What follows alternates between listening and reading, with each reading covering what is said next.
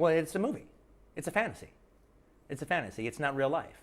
It's a fantasy. You go and you watch, you watch a kung fu movie, and one guy takes on 100 people in a restaurant. That's fun. All the shooting.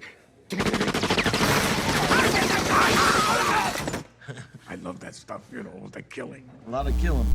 Okay, guys, let's take it back to where it all started. 1992's Reservoir Dogs. Violence has always been a major part of Tarantino's vision for cinema, but it didn't just start when he decided to make his first film. The love for violence in cinema started with his love for directors like Sam Peckinpah and Brian De Palma, who were the controversial filmmakers of their day, pushing the limits of visual storytelling and challenging their audiences. A young Quentin Tarantino's taste was shaped by filmmakers like these and the exploitation and revenge-o-matic films of the 70s. Tarantino never hid his inspirations, as he clearly bleeds through his work. His passion for cinema is very apparent, as he's always very vocal to talk about it to anyone who would listen, as he fiends to discuss movies like a $2 hooker fiends for her next blow. Going through the scrapbook that I used to keep, and I hadn't looked at it maybe in like at least 6 years. Right. And I was going through it and everything. And it was all the interviews you did at the time of Body Double and Scarface and everything. And I'm like seeing all their pull quotes on violence. Right. How that was Right. their headline. Right. But I had never thought about it back then, and now I'm like, oh my God. What I've been going through about having to talk about violence and having to talk about this and what I think about it, it's like, well, Brian's been going through this for the last 15 years. Yeah. Well, the thing about that is that, especially on television, because when we talk about violence, everybody suddenly tunes in. And while we're discussing violence, they're going to show a sequence from one of our most violent pictures.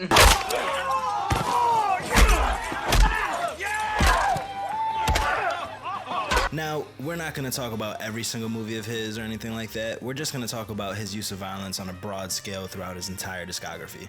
I'm going to do my best to try and trash some of the stupid angles that people want to approach this subject with, and one of those being Tarantino having excessive violence towards his female characters. Now, that's complete bull. Whoa, whoa. Here I come. Oh, here I come. Oh. Do not come. Do not come. I'm gonna come. Tarantino's actually one of the most non-biased rulers of his characters than any writer in cinema history, in my opinion. Everybody can get it, from any gender to any character type, and if we're gonna be honest, most of the people that have horrific things happen to them actually deserve it. From the guys trying to rape Marcellus Wallace at the end of Pulp Fiction, to the Manson family getting what they deserve at the end of Once Upon a Time in Hollywood.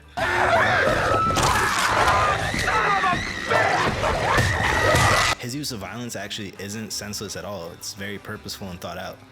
Tarantino looks at his violence like another tool in his filmmaking toolbox, and when he feels like the job calls for that tool, he not only uses it, but uses it at a very high level.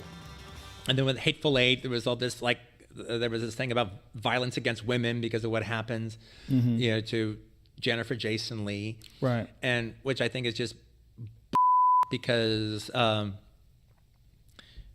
because there's nothing that happens to her that couldn't have happened to a man in that same situation. I would just use an analogy. Okay, well, instead of Daisy Domergue, it's Big Bell Shelley, a guy 250 pounds with a big old Grizzly Adams beard or something like that.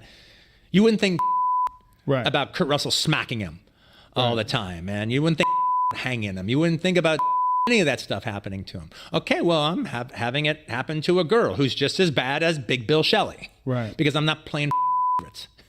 Now, I'm not saying there isn't stupid, senseless violence in movies. I'm just saying that he isn't guilty of that. I think Tarantino is a writer first, and with that being the case, he truly allows his characters to be his characters without his personal judgment affect their actions. But at the end of the day, all of this is done to service his story. Whether you agree with his use of it or not, I just think it's unfair to throw it aside as useless violence because, if we're being honest, it's fun. Not everyone is going to be able to decipher fantasy from reality, but I don't think it's the director's job to make his movies based on the judgment of actions of a small percentage of people. I think it's his job to tell his story as truthfully and as honest as he can as an artist. And with that being said, I also think it's perfectly fine for people to judge it, good or for bad. It's art. All I'm saying is just have facts and substance behind your arguments. This is honestly something that he's going to have to continue to deal with as long as he's making movies. It hasn't stopped him so far, and we'll see what he brings us for his final film. But however you feel about him, he's still one of the most polarizing directors in the history of cinema. Need for so much gruesome, graphic violence. Why not let us imagine Because it's so much fun, Jan. Get it? Oh, really? Okay, I'd like to see you walk down the street and get attacked by some kids who've just seen your movie. But you saw, but see, Jan, you're all messed up because you're talking about real life. Oh, and I'm I see. talking And kids about at the 12, movies. You got to kids get at it 12. straight. Now, if you want to talk about the movies, we'll talk about the movies. Okay, and If you kids want to at talk 12 about real life, can tell we'll the talk about real difference. life. Kids at 12 can tell the difference. You tell their parents that, Quentin. Hey, And it was great to talk I to saw you, movies when sweetheart. I was a kid, all right? I saw all the movies that I'm basing Yes, my and look movies how on wonderful are you movies I turned saw out. as a kid, and yes, kids go to a movie theater, they can tell the difference. Maybe you couldn't when you were a kid, but I could.